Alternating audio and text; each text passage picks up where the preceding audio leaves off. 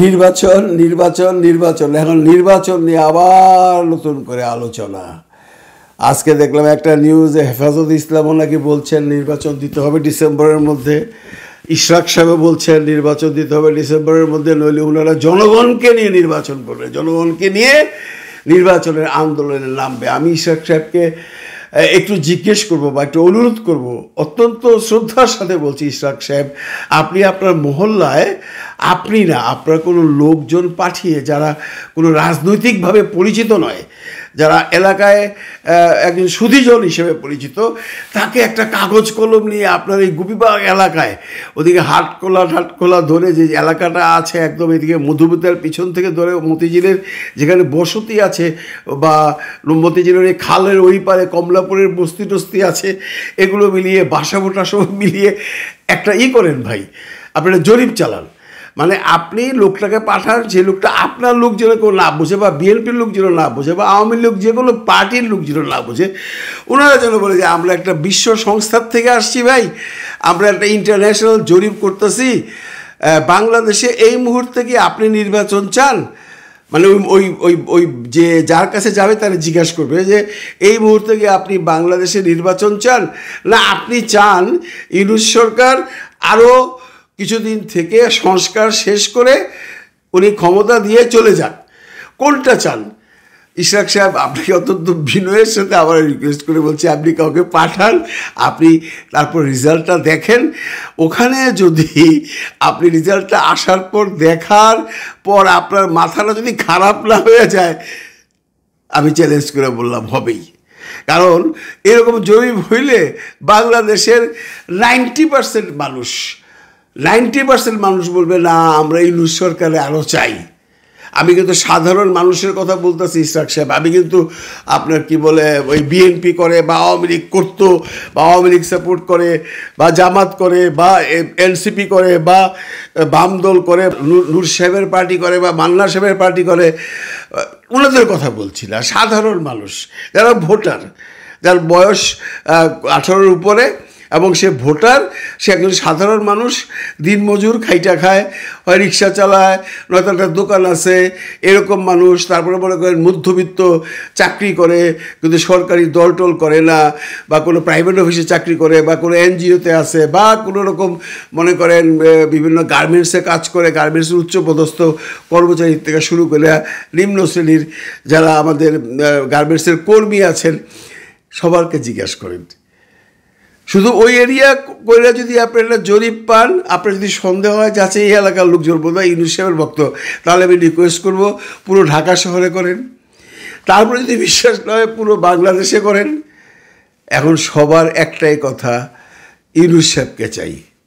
কেউ কেউ বলে 5 বছরের জন্য চাই, কেউ কেউ বলে 10 বছরের জন্য চাই, কেউ কেউ বলে সারা জীবনের জন্য চাই। এই সারা জীবনের জন্য, 10 বছরের জন্য, 5 বছরের জন্য, এগুলো হলো তাদের সেন্টিমেন্টের কথা, এগুলোর পাত্তা দিয়েন না। কিন্তু মানুষ এখন এই মুহূর্তে নির্বাচনটা চায় না। যে তার মূল কারণ হইল ইউনূস সাহেব যে একটার পর একটা কারিশমা দেখা যেতেছে, এইটার জন্য মানুষের প্রথম তার প্রতি একটা শ্রদ্ধা। আর ইউনূস সাহেব সম্পর্কে মানুষ আজকাল এই ভার্চুয়াল মিডিয়ার থেকে অনেক কিছু জানতে পারতেছে, আগে মানুষ এত কিছু জানতো না। ইউনূস সাহেব যে নোবেল পাইছে এটা তখন ওইভাবে প্রচারও হয় নাই। আর ইউনূস সাহেব যে নোবেল লরিয়েট, আর নোবেল লরিয়েটটা কি এটাও কেউ জানতো না, কারণ তখন সব কিছু ছিল তৎকালীন সরকারের আন্ডারে। কিন্তু এই সময় এই যে আপনার ভার্চুয়াল মিডিয়াটা আসছে, বিভিন্ন মানুষ বিভিন্ন কথা বলছে, যে আপনি যে কথাটা বলছেন সারা দেশের মানুষ শুনেছে, আমি যে বলছি কিছু মানুষ শুনছে, এই শুনতে শুনতে এরা বিভিন্ন জায়গায় শুনতে ইউনূস স্যার সম্পর্কে একটা মোটামুটি ধারণা এক হয়ে গেছে। কি ধারণা হয়েছে? বা এই লোকটা তো ভালোই করতেছে।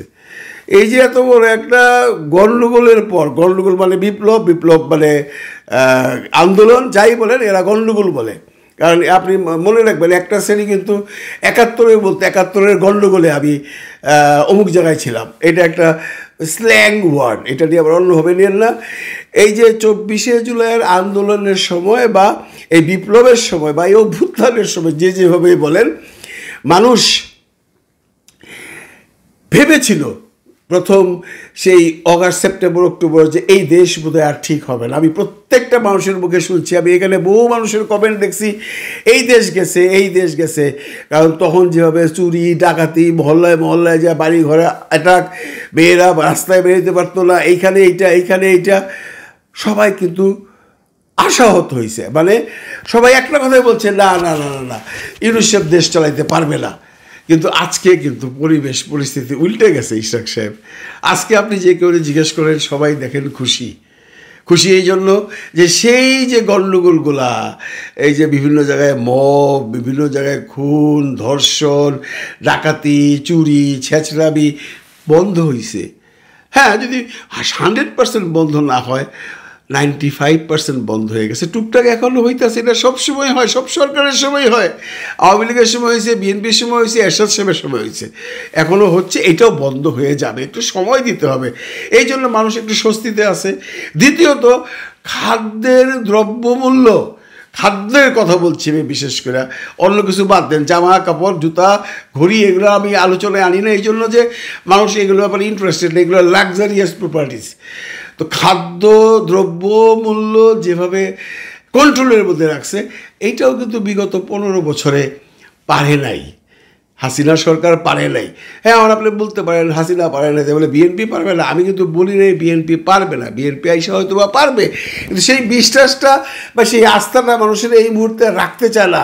তারা বলতে চায় যে এই যেভাবে চলছে এভাবে চলুক না, কিছুদিন চলুক না।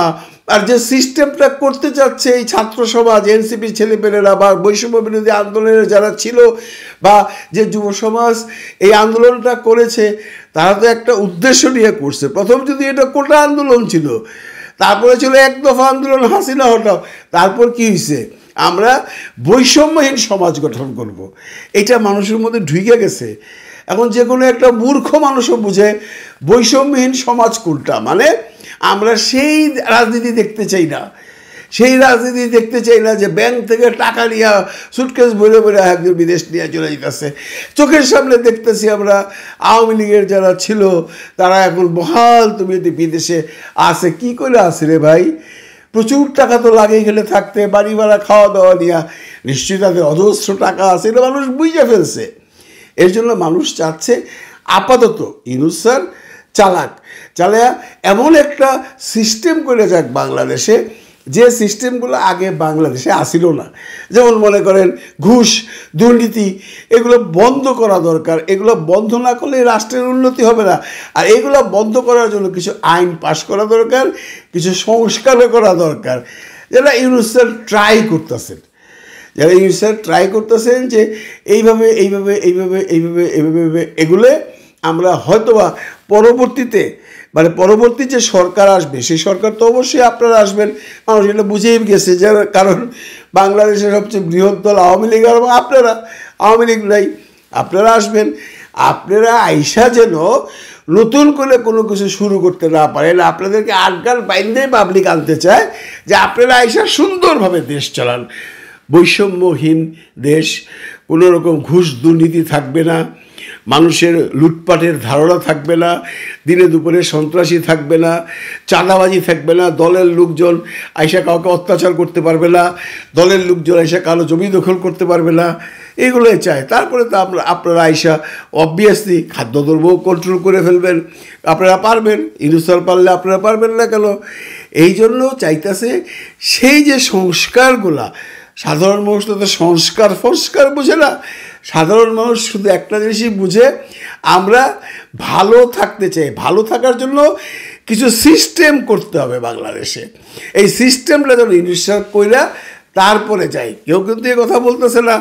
যারা বলতেছে ইউনূস স্যার সারা জীবন থাকা যাক, এটা তাদের আবেগ থেকে বলতেছে। তারা এটা বুঝে না যে ইউনূস স্যার সারা জীবন এখানে থাকতে পারবে না। উইদাউট ইলেকশন এবং নির্বাচিত সরকার ছাড়া একটা দেশ চলে না। কিন্তু তারা এইটা বুঝতেছে যে নির্বাচিত সরকার আসুক, কিন্তু যে সংস্কারগুলো করার কথা এগুলো কইরা দিয়ে পরে আসুক, তাতে একটু টাইম লাগবে। সুতরাং আমার মনে হয় আপনারা যে বললেন আমরা জনগণকে নিয়ে আন্দোলনে নামবো, আমার মনে হয় না ইশরাক সাহেব এই মুহূর্তে সাধারণ জনগণ আপনাদের আন্দোলনে আপনাদের পেছনে যাবে বা আপনাদের পিছু পিছু স্লোগান দেবে। একমাত্র পারবেন আপনাদের দলীয় কর্মীদের নিয়ে, এবং তখনই একটা নতুন করে বিশৃঙ্খলার সৃষ্টি হবে।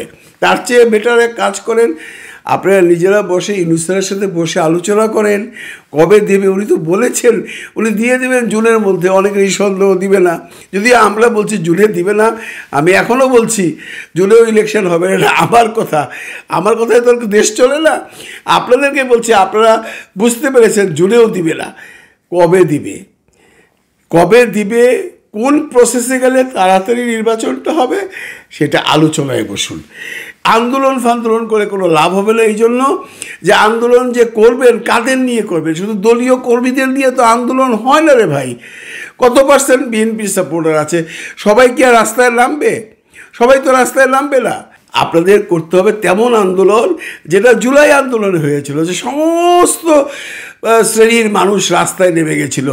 এই সমস্ত শ্রেণীর মানুষকে যদি রাস্তায় নামাতে পারেন, আর যদি ইউনূস বিরোধী স্লোগান ধরতে পারেন যে ইউনূস তুমি যাও, আমরা চাই ইলেকশন চাই, ইউনূস হটাও, দেশ বাঁচাও, এরকম যদি চান, তাহলে ওই যে জুলাই আন্দোলনের মতো পুরো দেশবাসীকে, আবাল বৃদ্ধ বনিতা, রিক্সাওয়ালা, গৃহবধূ, ছাত্র, শিক্ষক, ইঞ্জিনিয়ার, তারপরে আপনার আর এক্স আর্মি অফিসার্স, সবাইকে নামতে হবে।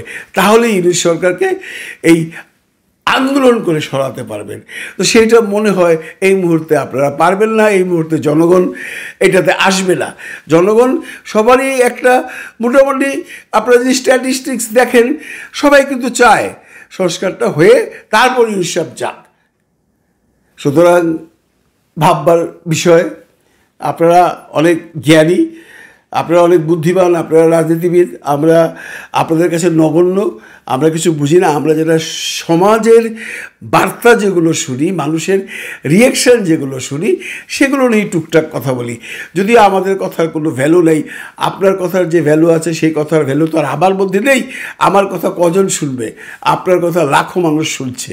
কাজে আপনারা কোনো কিছু করবার আগে একটু চিন্তা ভাবনা করে করবেন। কারণ বিএনপি বাংলাদেশের ভবিষ্যৎ সরকার গঠন করবে।